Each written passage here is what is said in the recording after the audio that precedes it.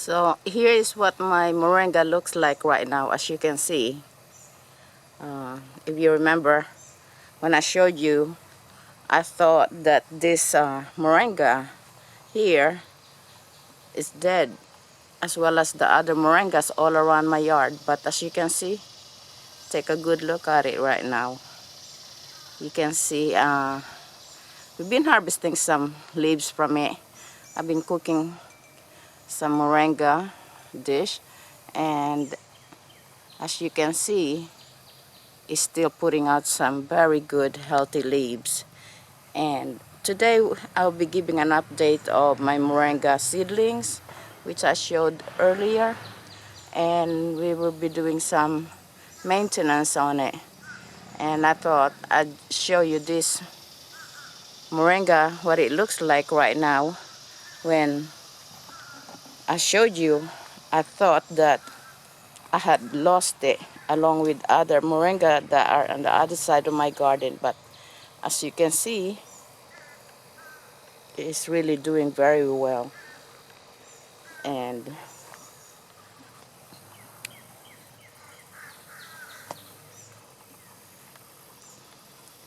yep,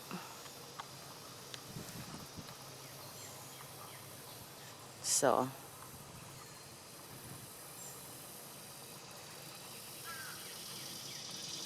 not bad for dead moringa. It sure is looking very healthy right now.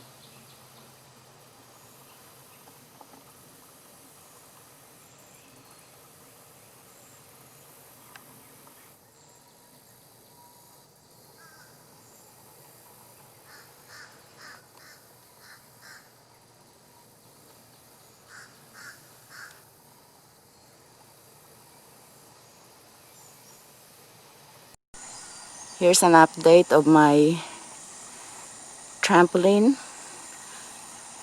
turned into a garden dome, and as you can see, we had transferred some of the plant inside. So let's go inside and let me show you what we have in there.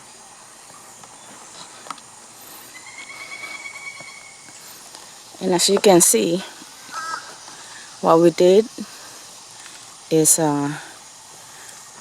put some netting all around to prevent the squirrels and bunnies from getting to our plants, our eggplants, peppers. Well, not so much as peppers, but let me show you what's going on here. Here is my 3-year-old pepper. We have we harvested our first batch of pepper from this plant, and I'll show you a shot of that. And let me show you that it still is putting out lots of fruit. It still is very productive, and my decision is I'm going to give it at least another year, but this time we're going to try to keep it out here with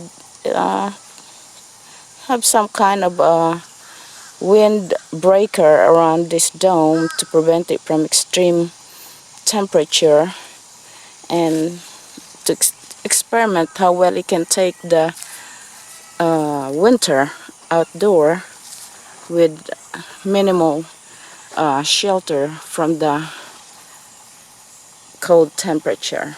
But I'm going to keep it for another year because, as you can see, it's a very productive plant.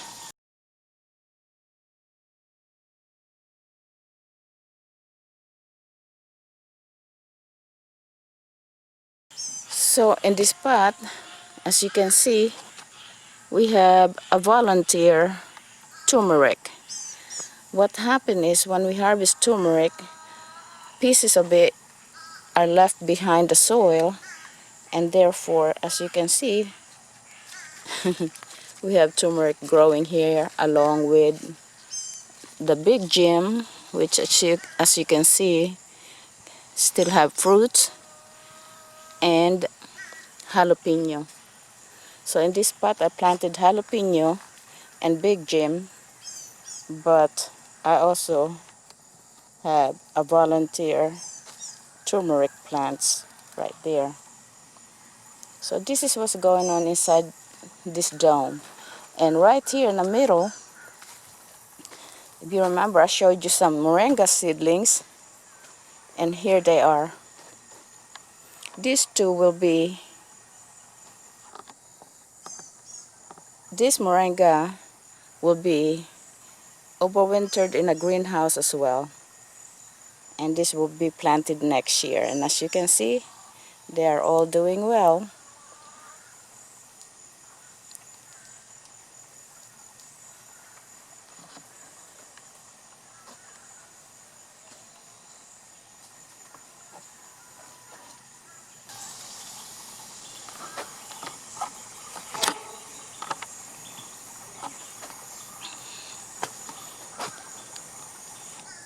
In that pot we have culantro.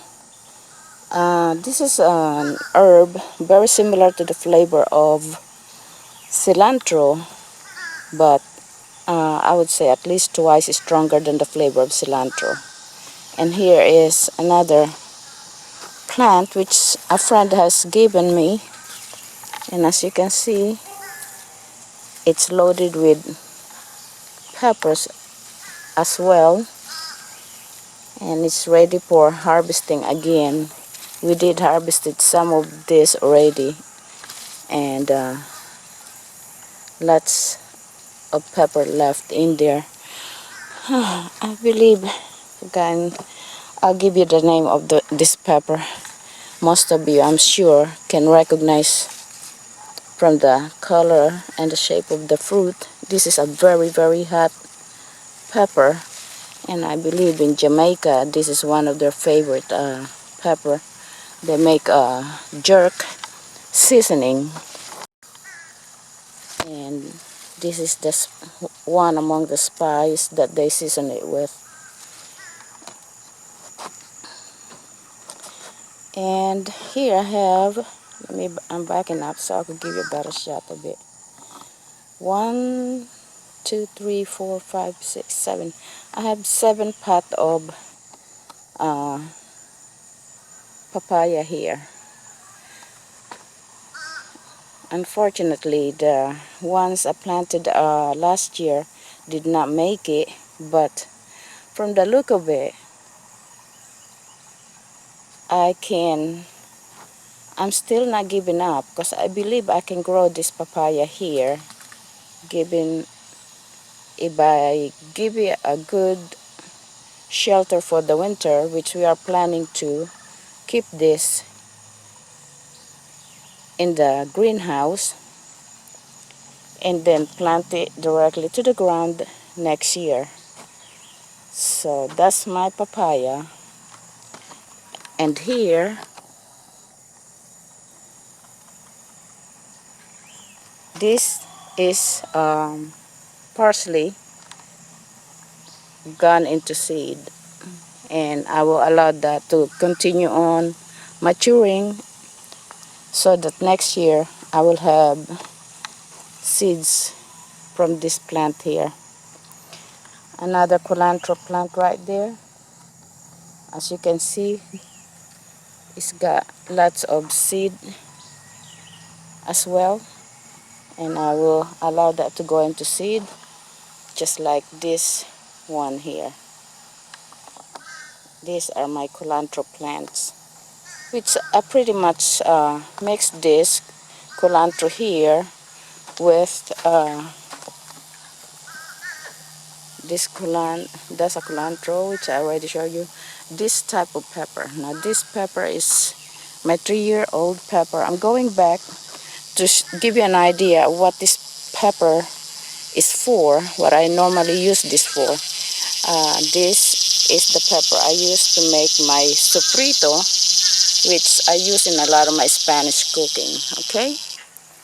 And as you can see, it's very, very productive still. Now, pardon me that I had to go back and forth, but I want to make sure I could show something and some reason why I grow what I grow in my garden. And here,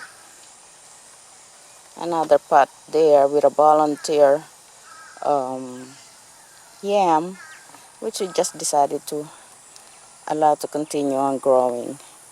And next to it is my jalapeno, which we already harvested, and I will be harvesting some more again for a recipe which I will be showing very soon. And as you can see, we have done a lot of harvesting on this pepper. It's still putting out more pepper, as you can see, starting all over again. This is the big gem pepper, which we harvested a lot of already. I believe these eggplants here, although still got some fruit. This is the green eggplant, Louisiana green, as you can see.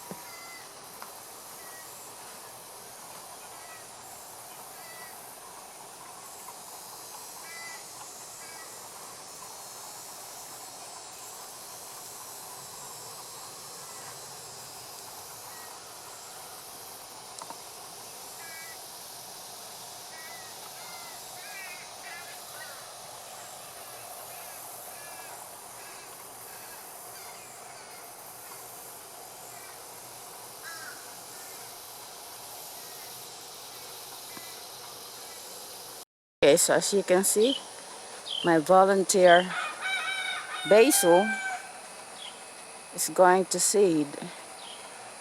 There's another one here. There are actually two plants in here, and they are both going into seeds.